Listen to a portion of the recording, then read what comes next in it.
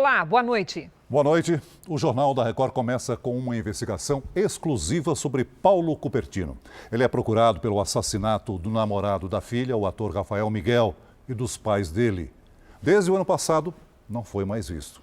A repórter Thaís Furlan apurou que Cupertino tirou uma carteira de identidade no posto de identificação numa cidade do Paraná. O documento é verdadeiro, mas todas as informações são falsas. Na foto da identidade, ele aparece com um visual bem diferente. Enquanto os policiais procuravam por Paulo Cupertino Matias, era Manuel Machado da Silva quem atravessava as fronteiras do país.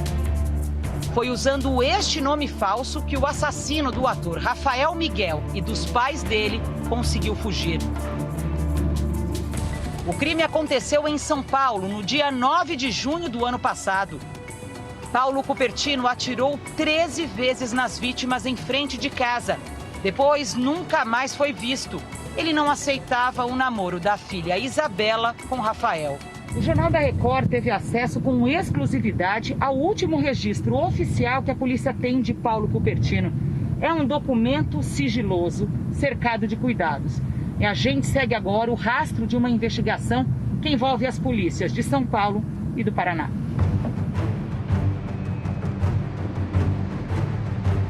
Esta é a ficha de identificação civil que fica retida nos postos autorizados quando os brasileiros tiram o RG.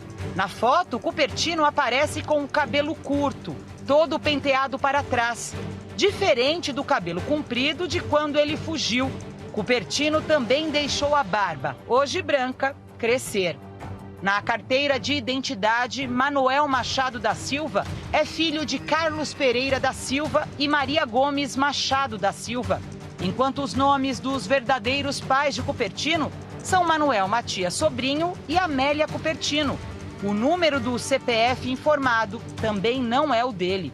O RG tem dados falsos, mas foi emitido de forma oficial com papel moeda original, no dia 16 de julho de 2019, um mês depois do triplo homicídio. O documento foi feito pelo Instituto de Identificação do Paraná, órgão vinculado à Secretaria de Segurança Pública do Estado. Segundo a polícia, o assassino de Rafael Miguel e dos pais dele esteve pessoalmente num posto de identificação.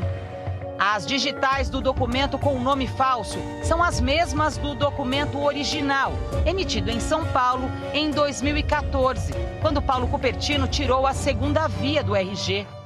O criminoso precisava do RG original para sair do país. Os investigadores acreditam que ele esteja escondido no Paraguai ou na Argentina. Com a identidade regularizada, conseguiria receber remessas de dinheiro em casas de câmbio para se manter durante a fuga. Na ficha de identificação, Cupertino forneceu um endereço que fica em Ibiporã, a 15 quilômetros de Londrina, no norte do Paraná. Nós fomos até lá.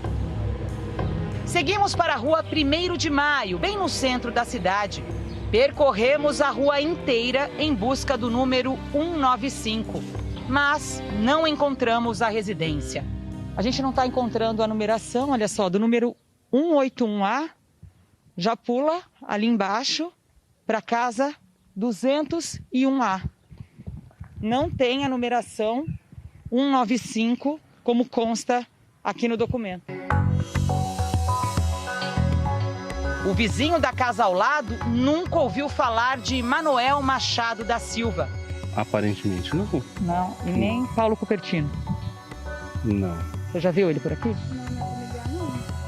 Não. Conhece algum Manuel Machado da Silva? Não.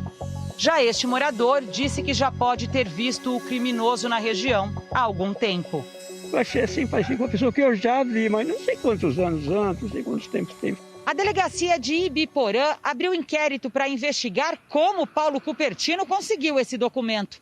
Hoje, o funcionário do Instituto de Identificação que emitiu o RG numa cidade vizinha prestou depoimento. Você conhece ele? Ele quem? O Paulo Cupertino? Não, nunca ouvi falar. Sem mostrar o rosto, ele negou qualquer envolvimento na falsificação do documento. De fato, ele deve ter ido lá mesmo. Eu colhi os dados dele, a certidão, o CPF, a foto, tirei as digitais dele, digitalizei e mandei para o Instituto. E agora que eu estou sabendo aqui que a certidão é falsa. Se durante as investigações tiver comprovação de alguma facilitação para o funcionário público, esses serão punidos, mas também existe a possibilidade de ter sido induzido a erro o funcionário público, principalmente pelas circunstâncias das características físicas diferentes, né, que ele se apresentou para fazer a identidade, e bem como aqueles documentos falsos ali que foram apresentados, induzindo o funcionário a erro. Veja agora outros destaques do dia. Presidente Jair Bolsonaro diz que justiça não deve dizer quem toma ou não a vacina. Testes em Oxford indicam imunidade forte em idosos. Sem aulas, motoristas de vans escolares tiveram de se reinventar. NASA encontra água na superfície da Lua.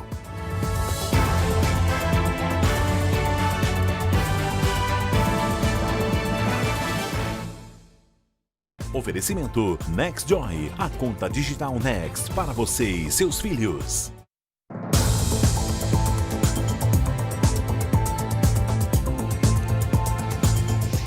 E hoje está aqui comigo, para nossa alegria, Celso Freitas. Seja muito bem-vindo, Celso, de volta a essa bancada. Obrigado. Uma honra estar ao seu lado. Obrigado, Cris. Eu estou feliz de estar de volta e estreando com você. Criminosos estão se passando por mulheres na internet para extorquir dinheiro de homens casados. Tudo começa com uma solicitação de amizade nas redes sociais. Mulheres novas atrás de relacionamentos e um papo atraente. Mas o que o homem não espera é um contato que vem pouco tempo depois. Um falso investigador manda mensagem mostrando as imagens enviadas e o acusando de pedofilia. E essa pessoa me falou que se eu não cooperasse, iam me prender e me expor na mídia. Nas conversas, outras pessoas se passam por familiares da mulher e pedem dinheiro. Com medo, a vítima aceita pagar R$7 mil. A extorsão só não foi maior porque um advogado alertou o homem de que tudo não passava de um golpe. Mas o prejuízo foi enorme. Com isso aí, eu perdi a confiança da minha família, eu perdi as minhas redes sociais todas. O perfil das vítimas desse tipo de golpe é sempre muito parecido. Homens, normalmente com mais de 50 anos e casados, que são procurados nas redes sociais por supostamente mulheres mais novas. Eles começam um relacionamento virtual, são convencidos a enviar fotos íntimas e aí se tornam alvo de extorsões. Segundo o presidente da Comissão de Direito Digital da OAB de São Paulo, o medo é o principal aliado dos golpistas. O objetivo do delinquente não é necessariamente a exposição pornográfica da pessoa, mas sim a geração do medo para que a pessoa pague o valor. Você deve tomar todo o cuidado com a sua privacidade. Em percebendo que está sendo vítima de uma extorsão, você deve imediatamente procurar a autoridade policial e eventualmente também conversar com o advogado da sua confiança. Um marido ciumento, uma mulher apavorada. Por pouco ela não morre atropelada. A história está contada em imagens de câmeras de segurança. Foi em Goiás. As imagens foram feitas em Nerópolis, a 30 quilômetros de Goiânia. Na moto, que ficou completamente destruída, estavam 2 irmãos. As vítimas estavam saindo da casa quando foram atingidas pelo carro. O motorista ainda passa com o veículo por cima da mulher mais uma vez e atropela o homem, outras 2. Uma das vítimas é Lenilson, que só se lembra da primeira batida. Eu olhei no retrovisor e pegou, eu vi o carro dele na alta velocidade, sabe? Aí bateu, na hora que bateu... Ele tinha ido buscar a irmã, Rosileide, que estava sendo ameaçada pelo marido. Depois de passar 5 dias na UTI, ela ainda se recupera do traumatismo craniano e das múltiplas fraturas pelo corpo. Rosileide conta que depois de 22 anos de casados, o marido começou a ter crises de ciúme. Tinha arrumado um trabalho para mim e eu levantei de manhã, arrumei, e eu já tinha falado para ele que eu ia trabalhar e estava tudo certo. Aí de manhã ele trancou o portão, falou: daqui você não sai. Depois de atropelar a mulher e o cunhado, o agressor abandonou o carro numa cidade vizinha e fugiu da polícia. Ele foi localizado e preso na casa de uma irmã em Barretos, interior de São Paulo. Rogério dos Santos Reis se diz arrependido. eu reconheço que eu fiz besteira. Ele vai responder por tentativa de homicídio e feminicídio. A Polícia Civil tem convicção que a intenção dele é dolosa, né? Ele agiu com intenção de matar. O Tribunal de Justiça de Santa Catarina sorteou hoje os 5 desembargadores que vão compor a comissão especial para julgar o segundo pedido de impeachment do governador afastado Carlos Moisés. Quem tem as informações ao vivo é o repórter Luan Wozniak. Boa noite, Luan. Boa noite. O colegiado formado pelos 5 desembargadores vai analisar o novo processo. A denúncia é sobre supostas irregularidades envolvendo o pagamento antecipado de 33 milhões de reais por respiradores. Carlos Moisés nega a responsabilidade. Amanhã, a Assembleia Legislativa vai eleger os outros 5 deputados que vão integrar a comissão. Carlos Moisés está afastado do cargo por 180 dias.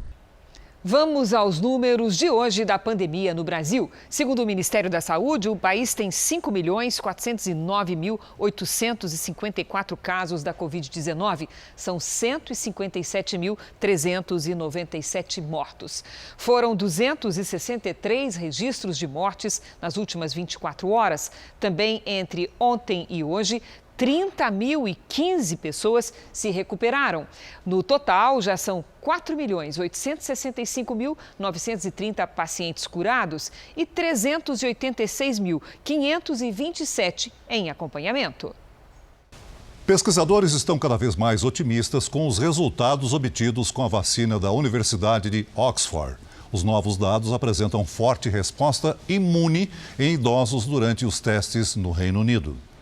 Esse é um passo importante para a tão sonhada vacina. Depois de uma resposta imune em adultos entre 18 e 55 anos, agora a potencial vacina apresentou dados satisfatórios também em idosos, considerados pelos pesquisadores um grupo mais vulnerável à Covid-19. Segundo os cientistas, os idosos desenvolveram uma forte resposta imunológica e ainda tiveram poucos efeitos colaterais. Além da eficácia, os resultados indicam que a vacina é segura. Os testes estão na última etapa e contam com a participação de milhares de voluntários em todo o mundo, incluindo o Brasil. Para o laboratório AstraZeneca, que desenvolve o produto em parceria com a Universidade de Oxford, o resultado da pesquisa é encorajador. Especialistas acreditam que essa pode ser a primeira vacina a conquistar uma regulamentação para a distribuição mundial. O ministro da Saúde britânico prevê que a vacina possa estar disponível no mercado no começo do ano que vem. Até lá, líderes europeus alertam para um final de ano complicado aqui no continente. Os números recordes de novos casos fizeram os governos retomarem medidas para tentar conter o avanço da doença por toda a Europa. Os apresentadores do programa The Love School e autores do livro Casamento Blindado fizeram neste fim de semana uma palestra para todo o Brasil com transmissão pela internet. Renato e Cristiane Cardoso falaram sobre as dificuldades que os casais enfrentam e como é possível superar os problemas no relacionamento. Vamos começar a contar a história desse casal pelo final feliz. A gente se completa, a gente se respeita e, acima de tudo, né? A gente se ama, né? Mas antes, eles chegaram ao fundo do poço. A gente se agredia demais, com palavras e depois foi com agressões físicas. Chegamos a esse ponto.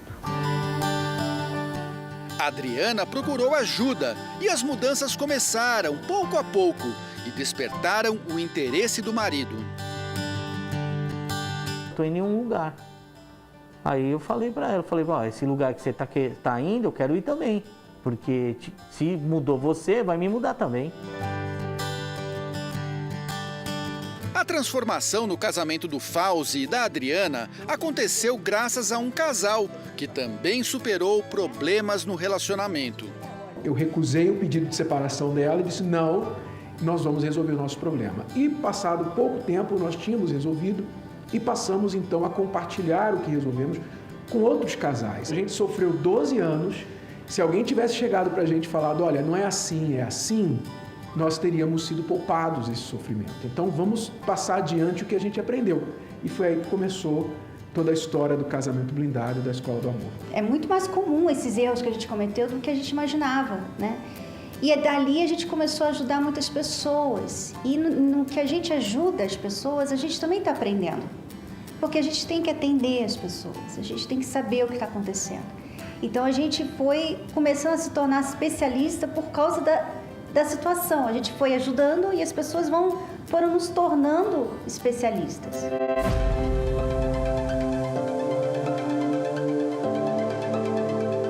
Domingo de manhã, Templo de Salomão. Essa é uma rotina que o Fábio e a Lieni fazem rigorosamente toda semana. Eles vêm ouvir a palestra do Renato e da Cristiane, que o casamento deles estava praticamente arruinado e desde que começaram a frequentar aqui, tudo mudou.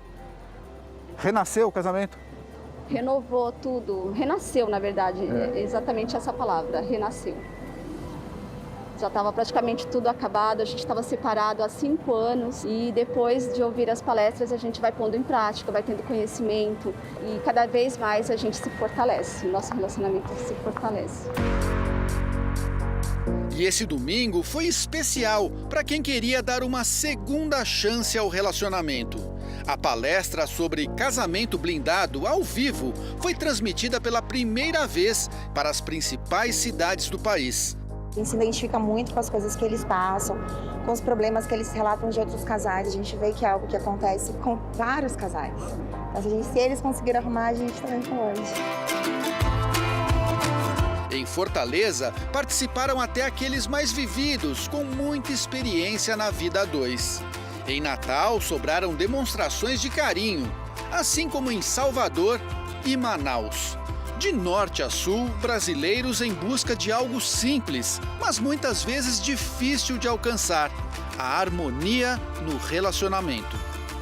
Nosso casamento ficou melhor ainda depois que a gente começou a ajudar as pessoas. Ele já estava bom, muito bom, porque a gente resolveu os nossos problemas. Mas depois que a gente começou a falar sobre casamento, a gente ficou mais unido, sabe? Ficou uma coisa mais gostosa, um casamento mais feliz. Uma palavra deu uma nova perspectiva, ocasionou uma mudança dentro dela e, consequentemente, no casamento. Esse é o prazer que a gente sente de saber que, como nós somos ajudados por uma palavra, muitas vezes a nossa palavra também ajuda a pessoa.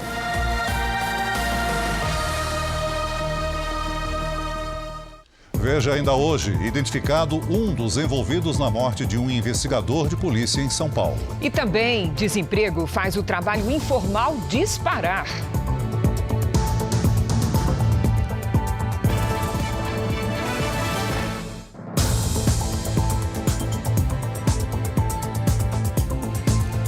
Há 8 dias das eleições, Donald Trump e Joe Biden voltaram a trocar acusações. Dessa vez o tema é a pandemia de coronavírus.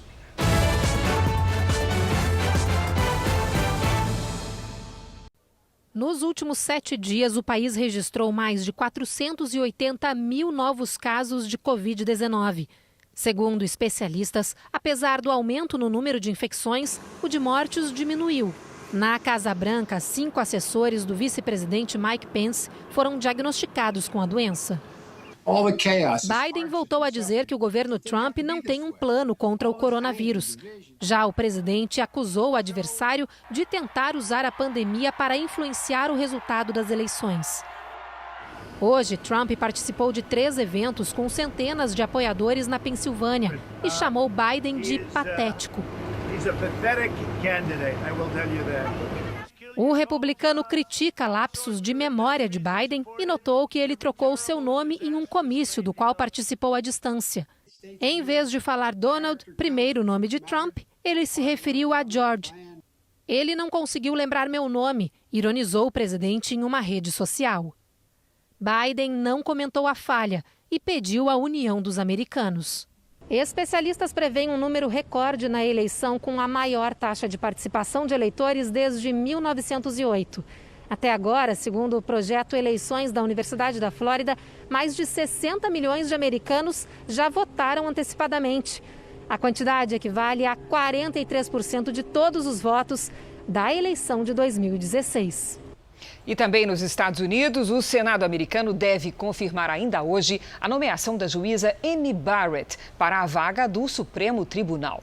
A juíza foi indicada pelo presidente Donald Trump e, se confirmada, vai compor a ala conservadora da corte, o que tem desagradado a oposição.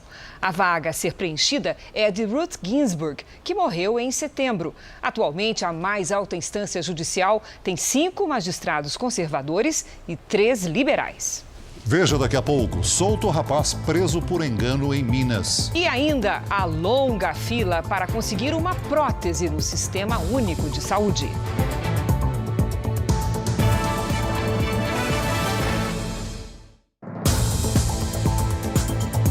O governo de São Paulo anunciou que as primeiras doses da Coronavac chegam ao país em 7 dias. As 6 milhões de doses da vacina tiveram a importação autorizada, mas o uso depende de permissão da Anvisa.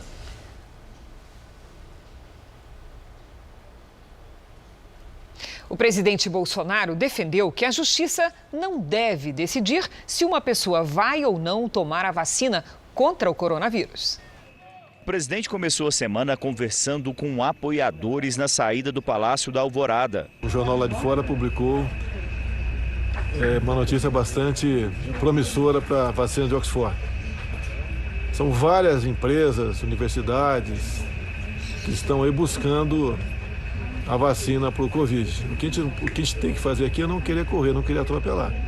Não querer comprar dessa ou daquela sem nenhuma comprovação ainda. Bolsonaro é contra a vacina ser obrigatória e acha que esse assunto não deve ser decidido pela justiça. E eu entendo que isso é uma questão de justiça, isso é questão de saúde acima de tudo. Não pode um juiz decidir se você vai ou não tomar a vacina. Para o ministro do Supremo, Luiz Roberto Barroso, ainda é cedo para falar do assunto. Mas ainda não tem nem a vacina, vamos esperar chegar a vacina, eu não resolvo problemas por antecipação. Outro tema que marcou o início da semana foi a possibilidade de o Brasil criar uma nova Constituição. Nesta segunda-feira, o líder do governo na Câmara dos Deputados defendeu a necessidade de convocação de um plebiscito para a realização de uma nova Constituinte, nos moldes do que foi feito no Chile neste fim de semana. Mas, ao contrário de lá, onde são debatidos mais direitos, aqui Ricardo Barros disse que são necessários mais deveres, por conta da situação fiscal do país. O deputado expressou uma opinião pessoal. O tema não é debatido no governo. A nossa Constituição, a Constituição Cidadã, o presidente Sarney já dizia, quando a sancionou, que tornaria o país ingovernável. E o dia chegou. Temos um sistema ingovernável. Estamos há 6 anos com déficit fiscal primário. Eu, pessoalmente, defendo nova Assembleia Nacional Constituinte e escrever muitas vezes nela a palavra deveres, porque a nossa carta só tem direitos. A aprovação do governo Bolsonaro subiu, de acordo com uma pesquisa divulgada hoje pela Confederação Nacional do Transporte. A avaliação positiva teve um salto de 9,2 pontos percentuais. Em maio, a gestão de Jair Bolsonaro era avaliada como ótima ou boa por 32% dos brasileiros. Agora são 41,2%. Entre os que consideram o governo regular, o percentual subiu de 22,9% para 30,3%. 43,4% avaliavam como ruim ou péssimo em maio. Agora são 27,2%. Sobre o desempenho pessoal de Bolsonaro como presidente, a aprovação subiu de 39,2% para 52%. A desaprovação caiu de 55,4% em maio para 43,2% em outubro. A pesquisa CNT-MDA ouviu 2.002 pessoas entre os dias 21 e 24 de outubro em 137 municípios. A margem de erro é de 2,2 pontos percentuais. O vice-presidente Hamilton Mourão afirmou que o governo vai prorrogar a atuação das Forças Armadas na Amazônia. Hoje foi o segundo dia de um encontro marcado pela ministra do Supremo Tribunal Federal, Rosa Weber, que analisa a suspensão do Fundo Amazônia. Partidos de oposição acusam o governo de omissão. Técnicos e pesquisadores alertaram para a gravidade do desmatamento da área nas últimas décadas. O governo federal também foi ouvido. Na sexta-feira, o ministro do Meio Ambiente, Ricardo Salles, reforçou que as áreas já estavam prejudicadas em gestões anteriores. Uma das medidas tomadas para tentar frear o desmatamento foi o decreto de garantia da lei e da ordem, assinado pelo presidente Jair Bolsonaro em maio. O vice-presidente Hamilton Mourão, comandante do Conselho Nacional da Amazônia, afirmou que a presença das Forças Armadas no local será prorrogada até abril do ano que vem. Mourão também anunciou mais recursos para a operação. Nós estamos com recurso e o recurso é suficiente para chegar até abril. Tinham sido alocados 400 milhões, eu acho que ainda tem 180, se eu não me engano. Terminaria em novembro E vai prorrogar até abril, que nós temos recurso. Agora vamos lembrar que a gente tem que empenhar tudo esse ano, porque é recurso desse ano, né? O vice-presidente levará uma comitiva de embaixadores de 8 países europeus à Amazônia na próxima semana. Ele quer mostrar as iniciativas do governo, depois que representantes dos países afirmaram em carta que o aumento do desmatamento dificulta a compra de produtos brasileiros. Uma operação das Forças Armadas e da Polícia Federal apreendeu 146 mil toneladas de manganês e acabou com 3 mil pés de maconha no Pará. A droga estava plantada em uma área ribeirinha de Ipixuna do Pará, a 250 quilômetros de Belém. Ao todo, 3 mil pés de maconha foram incinerados. A Operação Ágata Norte também encontrou 146 mil toneladas de manganês em Barcarena, interior do estado. No galpão, maquinário pesado para a extração do minério e 186 contêineres prontos para serem carregados e enviados para a China. 2 pessoas foram presas em flagrante porque não tinham autorização para extrair o manganês. A Operação Ágata é realizada desde 2011 pelas Forças Armadas para combater tráfico de drogas, armas, contrabando e crimes ambientais nas regiões de fronteira do país. O Ministério da Defesa trabalha junto com a Polícia, a Receita Federal, IBAMA e outras instituições. Nessa operação, que ainda está em andamento, os focos são Pará e Amapá. A gente teve bastante madeira que foi apreendida também no Leito do Rio. A gente teve a questão de algumas armas apreendidas lá na região do Oiapoque. Então, os resultados são muito bons, a gente ainda está trabalhando, a operação ela continua andando. A polícia apreendeu hoje no Rio de Janeiro arquivos que podem ser canções inéditas de Renato Russo. A denúncia de que esse material estaria há pelo menos 2 décadas escondido partiu do filho do cantor. No meio de tantos papéis e caixas, um tesouro. A polícia diz que aqui pode estar parte de um acervo precioso da música brasileira. Os agentes foram em 3 endereços que teriam sido frequentados por Renato Russo e pertenceriam a um produtor musical com quem o cantor fez alguns trabalhos. Foram apreendidos cadernos, arquivos e computadores. Um dos endereços da operação é um estúdio de gravação que fica aqui em Botafogo, na zona sul do Rio. De acordo com as investigações, existem versões de músicas inéditas no material apreendido nesta segunda-feira. Agora a polícia quer saber se a gravadora tinha conhecimento das canções e por que o filho de Renato Russo, que é o detentor dos direitos autorais do pai, não teve acesso a essas obras. A denúncia de que o material estaria escondido foi feita por Giuliano Manfredini, filho único de Renato Russo.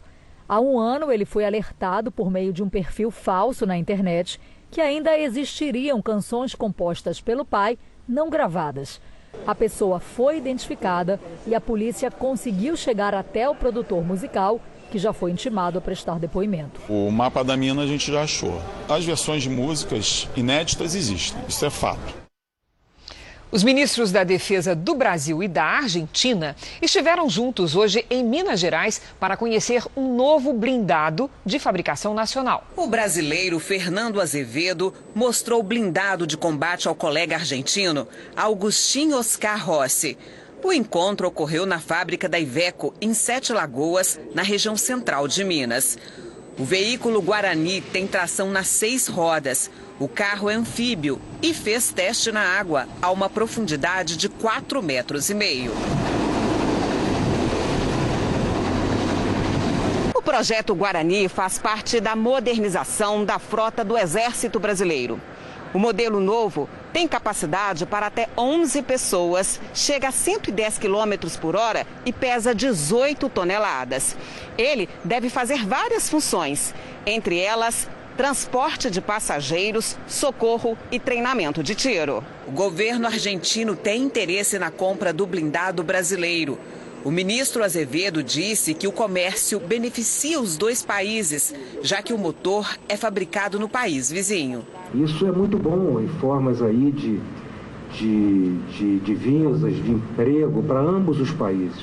O ministro argentino aprovou o projeto, mas não adiantou quando os dois países poderiam fechar o acordo. Quanto, como... O candidato a prefeito de Goiânia pelo MDB, Maguito Vilela, foi transferido hoje para uma UTI. O ex-governador de Goiás, o político de 71 anos, testou positivo para a Covid-19. A transferência para a terapia intensiva ocorreu para garantir maior suporte respiratório ao paciente, que apresenta quadro estável e está consciente. Maguito Vilela perdeu 2 irmãs para a Covid-19. E em Israel, o exército daquele país desenvolveu um sistema de defesa a laser para enfrentar novos inimigos na faixa de Gaza, os balões explosivos. O equipamento conta com o que há de mais tecnológico no mercado. Um mecanismo a laser que identifica e destrói os invasores. Neste vídeo, divulgado pela Polícia de Fronteira israelense, é possível ver o momento que um balão incendiário lançado da faixa de Gaza contra Israel é identificado pelo sistema e prontamente destruído, evitando maiores problemas.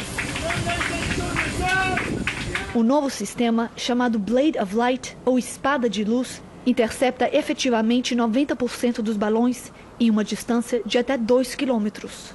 Nos últimos anos, militantes palestinos em Gaza têm enviado balões incendiários pela fronteira, em mais uma forma de protesto contra Israel. Esses balões provocam incêndios e destruição ambiental. Muitos deles também carregam explosivos, colocando em risco a vida dos moradores da região.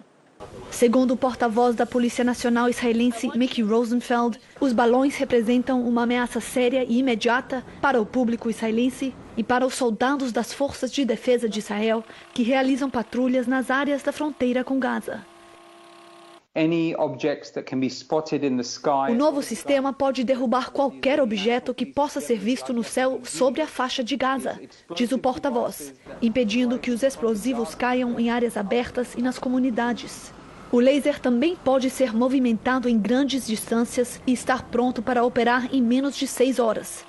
O sistema está funcionando há 6 meses. E o porta-voz afirma que a polícia e o militar israelense vão continuar usando o equipamento enquanto houver a ameaça de Gaza. O presidente da Turquia pediu à população do país que boicote produtos franceses. A declaração é uma resposta ao presidente francês Emmanuel Macron, que endureceu medidas de combate ao radicalismo islâmico. Recep Erdogan acusou Macron de perseguir os muçulmanos e pediu a intervenção da União Europeia. A França está entre os 10 maiores fornecedores da Turquia.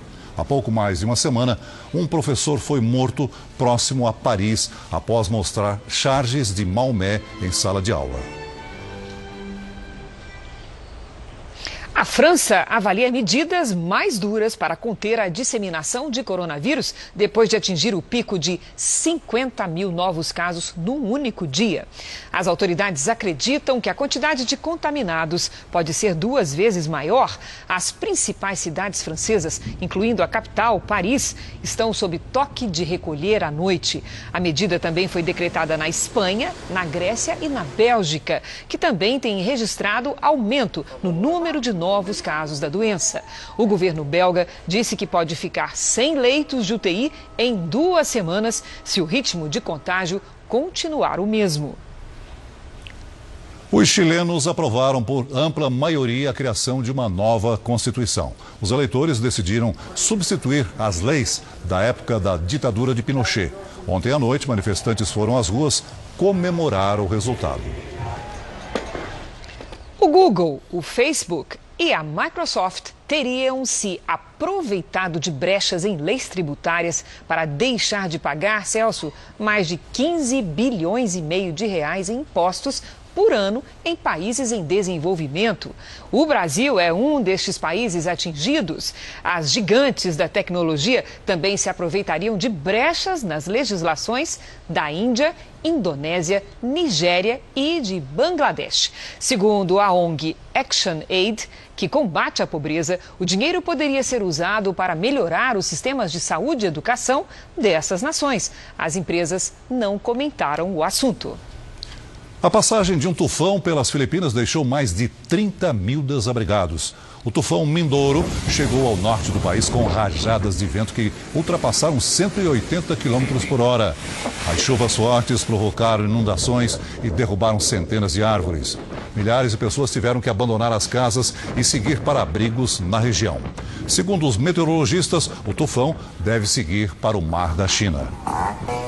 E a aurora boreal iluminou o céu da Lapônia, no norte da Finlândia, e chamou a atenção dos moradores. Faixas verdes e brancas brilharam sobre a aldeia de Utujoki, no Círculo Polar Ártico, transformando a noite em um espetáculo de cores. O fenômeno durou algumas horas. A polícia já identificou um dos envolvidos no assassinato de um investigador de polícia na porta de um restaurante em São Paulo. A primeira suspeita é que ele tenha reagido a uma tentativa de assalto. No velório do policial, muitos colegas e amigos das rodas de samba que ele frequentava. No céu, a homenagem do helicóptero da polícia. Jorge Queiroz tinha 58 anos e deixou 3 filhos. Ele era chefe dos investigadores desse distrito policial de São Paulo. No domingo, Jorge estava de folga e uma quadrilha agia na cidade. Os criminosos roubaram esse utilitário de uma família. Na mesma região, o investigador foi a um restaurante. Ele dirigia esse carro. Outros 2 homens, que a polícia acredita serem do mesmo grupo de assaltantes, abordaram Jorge. Na imagem da câmera de segurança, é possível ver quando o investigador chega com o carro e sai para conversar com o dono do restaurante. Em seguida, aparecem 2 homens, que atiram quando descobrem que Jorge é policial. Os criminosos fogem logo depois. A polícia trabalha com a hipótese de latrocínio, roubo seguido de morte, mas ainda há muitos detalhes que precisam ser esclarecidos. Como por que os criminosos fugiram sem levar nada e como descobriram que Jorge era policial. A polícia está atrás dos atiradores para tentar montar esse quebra-cabeças. Vários vídeos já foram obtidos pelos investigadores. Esse mostraria os suspeitos em fuga e entrando em um carro. A polícia informou já ter a identidade de um dos criminosos. Essa seria a namorada dele. Ela foi levada à delegacia para prestar esclarecimentos. No Rio de Janeiro, um motorista de aplicativo foi morto a tiros na linha amarela. A polícia acredita que o crime tenha sido motivado por uma briga de trânsito. A família ainda tenta entender o que aconteceu. Tá todo mundo chocado, né? Tá todo mundo perplexo com isso que aconteceu aí. Passar um cara com uma arma e dar um tiro e acertar na cabeça de uma outra pessoa. O motorista de aplicativo Marco André de Paula, de 24 anos, morreu após ser baleado na linha amarela, via expressa que liga as zonas norte e oeste da cidade. Ele voltava de um evento com um casal de amigos quando teve um desentendimento no trânsito com o motorista de um carro de luxo. Segundo os parentes, o jovem fechou o outro veículo sem querer em um dos acessos da via. Irritado, o motorista suspeito teria emparelhado o carro e atirado 2 vezes. Marco André morreu na hora. A polícia analisa imagens das câmeras de segurança da região para tentar identificar o motorista que atirou. A precisão dos disparos chamou a atenção dos investigadores. A questão que está sendo apurada é que a pessoa que acontece, ele sabe atirar porque o tiro foi certeiro. Não teve discussão, não teve nada. Um estudante preso por engano foi solto neste fim de semana graças a uma reportagem exibida pela Record TV Minas. Imagens mostram que na hora do crime o rapaz estava na igreja. Por 15 dias, Robert dividiu a cela com outros 23 presos em condições que ele preferia esquecer. Tudo por causa de um capacete. A comida era horrível, ter que deitar no chão. Um monte de rato passando no meio. Robert Júnior Silva foi preso no dia 10 de outubro ao ser confundido com um dos homens que roubaram a moto e o celular de um entregador. Nesta câmera de segurança, um dos ladrões aparece com a moto roubada e o outro foge a pé com o celular da vítima na mão. Perto dali, Robert caminha devagar. Pouco depois, o rapaz encontraria o capacete que o levou à prisão, junto com o homem que corria com o celular. Ele tacou o capacete fora, perto do lixo, né? Aí eu vi o capacete jogado perto do lixo, eu acabei pegando o capacete. A situação dele começou a mudar quando recebeu a visita desta advogada. Geralmente todos falam que são inocentes, mas o Robert tinha alguma coisa diferente na história dele. Além dos vídeos que mostram os criminosos, a advogada também conseguiu imagens do jovem na noite do crime durante um culto na igreja. Além das imagens que comprovam que o rapaz não teve ligação com o roubo da moto, surgiu um trunfo decisivo para a defesa de Robert, um erro no boletim de ocorrência. Em depoimento, a vítima reconheceu um dos presos como suspeito e, ao contrário do que estava escrito, não era de Robert que ela falava. A família do rapaz vai acionar a justiça pedindo reparação pelos prejuízos causados ao jovem que não tinha passagem pela polícia. E quando a advogada foi lá, eu falei, fala com meu filho que a gente já sabe e que a gente acredita nele, que nós vamos correr atrás, nós vamos buscar provas para que ele seja liberado. Agora eu vou poder ficar abraçando, conversar mais, sabe? Viver o que naquele dia eu não pude viver. Diante da falta de oportunidades, a solução para muitas pessoas é o mercado informal. A necessidade faz milhões de homens e mulheres se arriscarem como ambulantes. A mesinha ao lado do ponto de táxi virou o local de trabalho do homem que vende café. Na escadaria de uma estação de metrô, o rapaz oferece equipamentos para celular. Na passarela, a moça ganha algum dinheiro do mesmo jeito. Muita gente virou ambulante para sobreviver na crise. É o que percebe a dona Francisca, que trabalha há anos nas ruas. Está faltando emprego e as pessoas estão passando necessidade, então a única opção deles é a rua. O desemprego que acaba levando trabalhadores para a informalidade só não é maior no Brasil por causa das medidas que flexibilizaram contratos de trabalho e aliviaram a situação das empresas. No final das contas, o trabalhador informal está recebendo uma renda. É melhor do que nada e ajuda um pouco o consumo. Quem não tem perspectiva de emprego busca clientes onde há mais movimento. Até nos vagões dos trens da CPTM em São Paulo, esse comércio é proibido.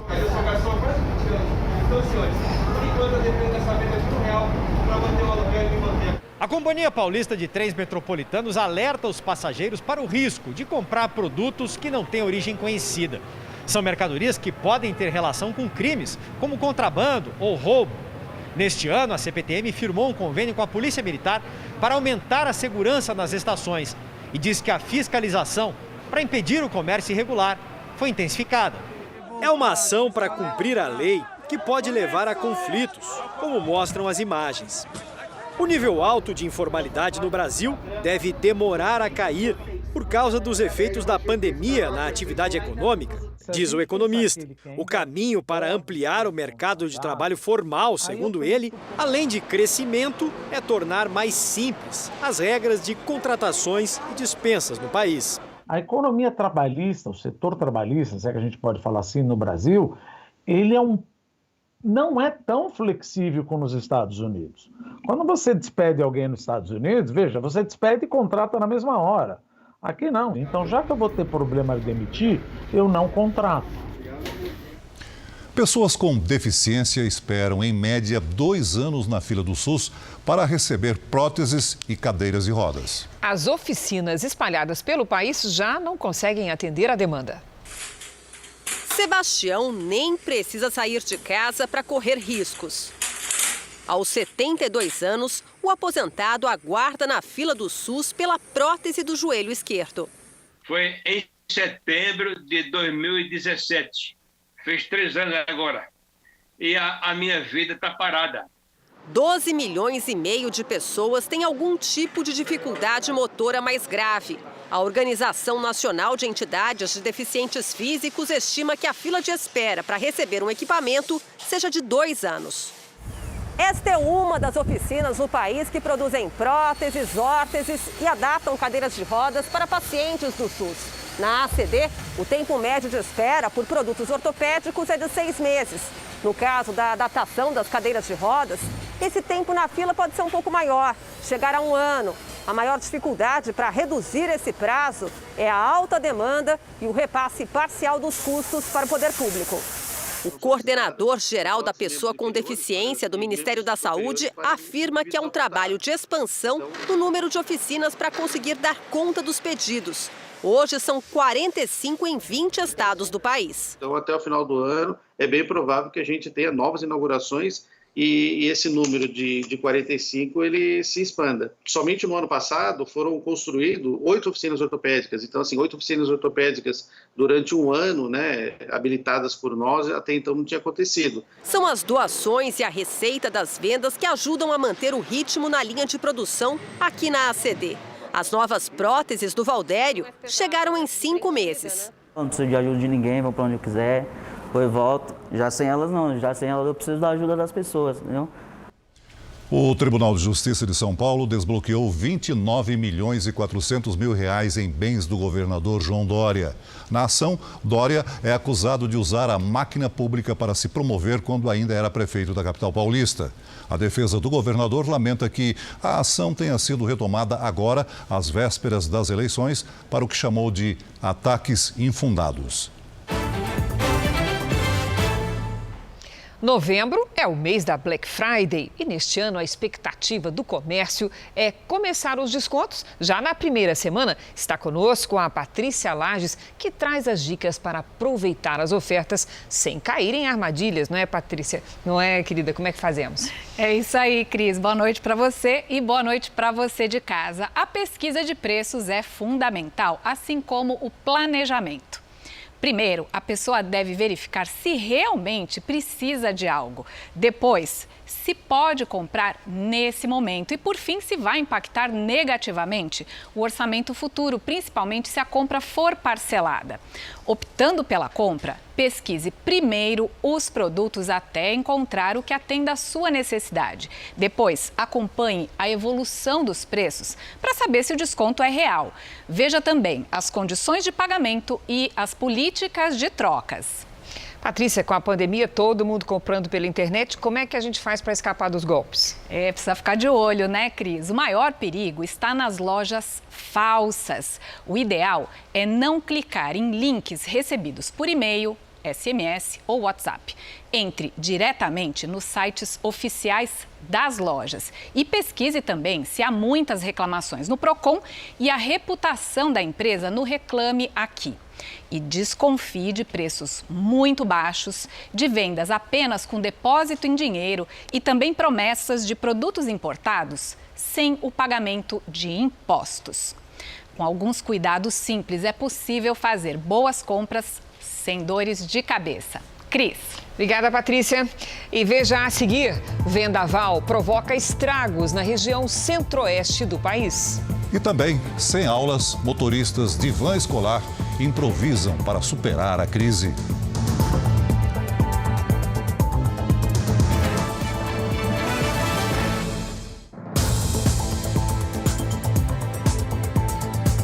Paraíso, no litoral baiano, acaba de receber certificação internacional para ambientes naturais. O selo Bandeira Azul obedece a critérios que vão desde a qualidade da água até a responsabilidade social e a segurança. Itacimirim fica a menos de 50 quilômetros de Salvador.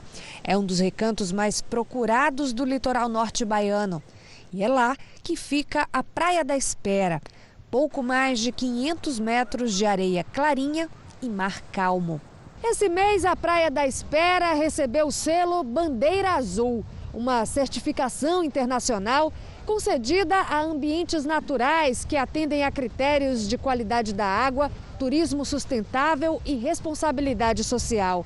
No Brasil, apenas 18 praias possuem esse título. Graziela nasceu e cresceu aqui. Não é todo dia que conseguimos, né? E conquistamos uma vitória dessa. Este comerciante diz que foram meses de análises da água e de outros elementos no entorno da praia para que a certificação fosse concedida. Vai pegar esse público que é engajado com o lado da sustentabilidade, que é uma questão que está ocorrendo muito forte hoje em dia. Este empresário do Rio Grande do Sul conhece outras praias certificadas no país, Para ele, o conceito de bandeira azul deveria ser usado em todo o litoral brasileiro.